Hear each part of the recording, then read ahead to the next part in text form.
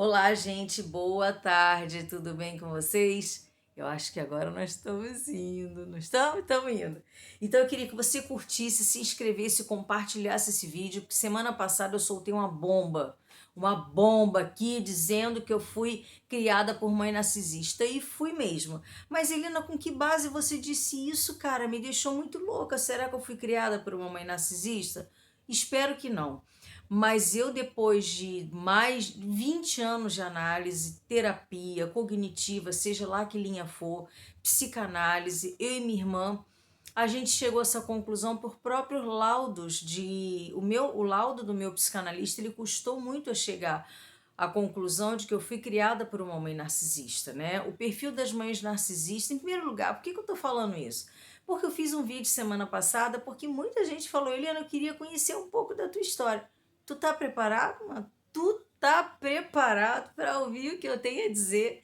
Então, dá logo o seu joinha, curte, compartilha, manda, porque eu quero engajar esse canal no processo de mulheres que sofrem. Deixa eu ver como é que tá. Adoro! De mulheres que sofrem, que vivem consequências até hoje porque não conseguiram detectar.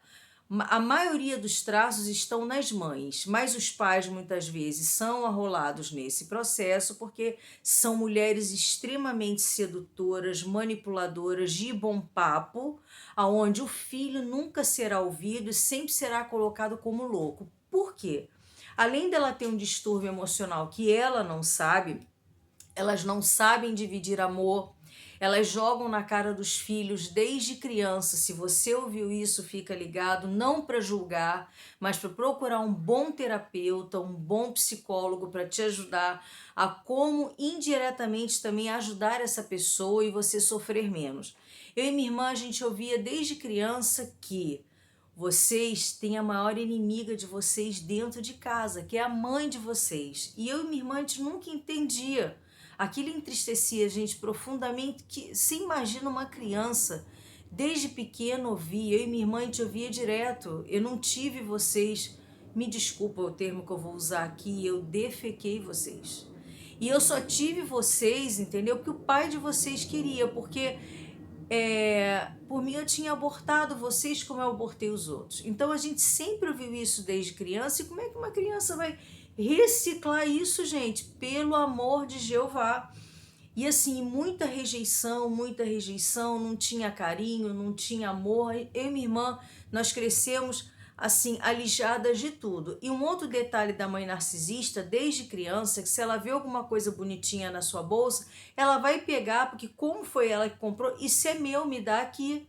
Se ela vê uma peça íntima na tua gaveta e falar que é bonito, ela vai pegar e dizer que é dela, porque ela tem direito de vida e de morte sobre você, e que você tem uma grande inimiga, que ela verbaliza isso o tempo todo. É melhor ter inimigo dentro de casa do que na rua. Eu e minha irmã sempre ouvimos isso. E lembra quando eu falei que eu e minha irmã a gente ia burlando essas situações? Como? Porque a gente acabou crescendo, a gente cresceu no meio desse ambiente hostil e sem amor, achando que aquilo era o natural. Então a gente a vida inteira se protegeu.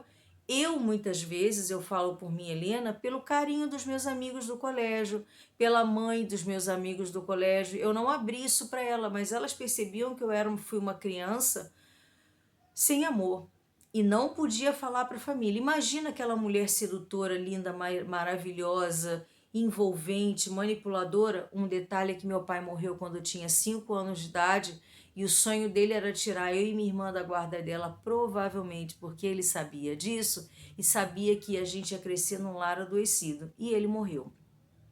Então, assim, a gente não podia abrir isso de forma alguma para ninguém da família, porque todos falavam, inclusive minha avó, que antes de dar apoio pra gente, daria apoio para a filha dela e não pra gente.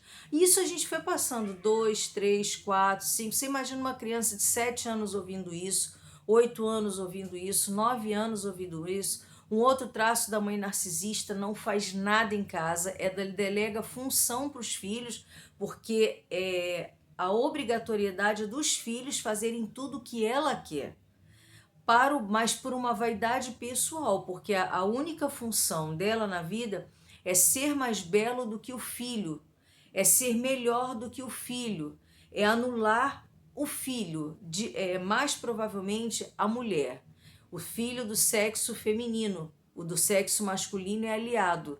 E o pai, se for vivo, se torna aliado porque fica sendo manipulado em prol dela e não desses filhos, né? E eu fiz uma listinha aqui que eu achei é muito longa, mas eu vou deixar aqui para vocês assistirem um vídeo do Fantástico que eles fizeram em 2017 sobre as mães narcisistas. E se vocês forem buscar no YouTube, tem muita coisa sobre isso.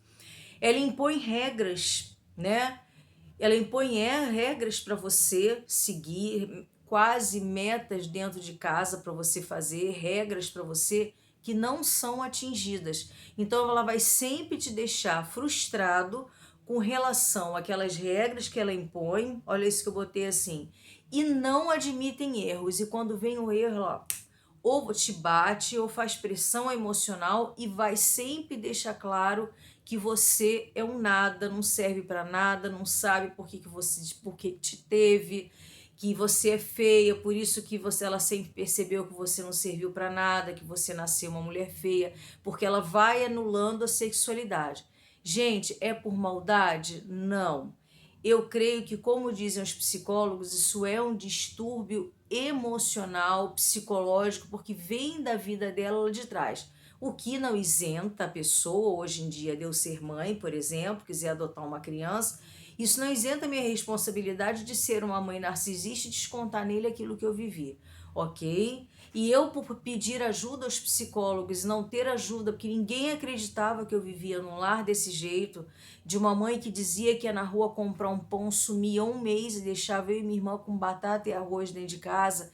E se a gente era proibida de comentar com alguém da família, porque ela era tão boa mãe perante os olhos das pessoas, que se a gente comentasse isso, o couro ainda comia dentro de casa e a gente ainda era tida como louco, como muitas vezes nós fomos tidas como loucas, né?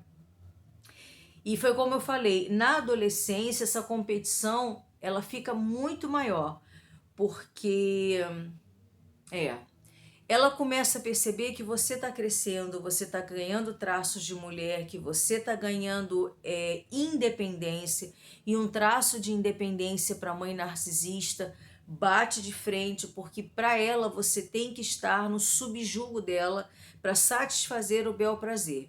Inclusive ouvir coisas como: você vai casar com um homem assim, assim, assado para me sustentar. Afinal de contas, as dores que eu senti no seu parto, tudo que eu gastei com você em vida, que era o que eu ouvia dentro de casa juntamente com a minha irmã, vocês vão ter que reaver quando casar. Eu quero esse dinheiro de volta, né? Como se isso fosse uma culpa de eu e minha irmã ter nascido. Então, a gente teve um problema muito grande de relacionamento com a figura feminina. Eu tratei isso há muitos anos.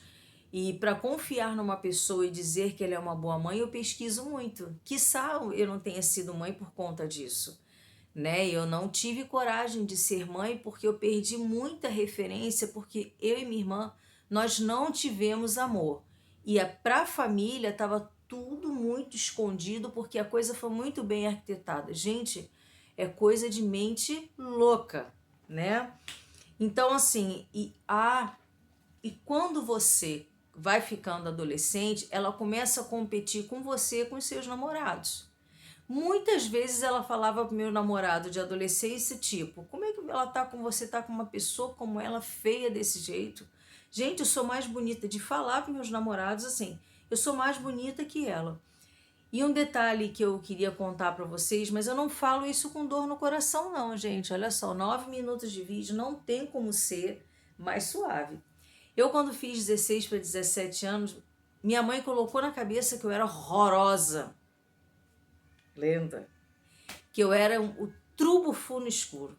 Ela me pegou, eu estava recém-completado 17 anos, me levou num cirurgião plástico, um outro adendo é que a gente era criado numa pobreza, o dinheiro sumia dentro de casa porque o dinheiro era só para cuidar dela. Eu e minha irmã, a gente, só Deus sabe como a gente vivia e sustentava, às vezes ia a pé para o colégio, voltava e segurava a nossa onda do jeito que a gente podia.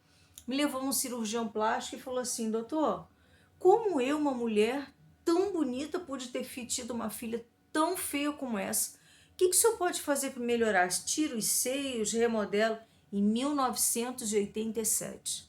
Eu fiquei tão chocada com aquilo, porque eu sabia o que eu ia ser exposta e eu não podia falar nada, porque tudo que eu abria a boca era colocado contra mim, porque o sonho dela é que eu arrumasse um marido muito rico para reverter os benefícios para ela. O médico falou assim: a senhora está bem?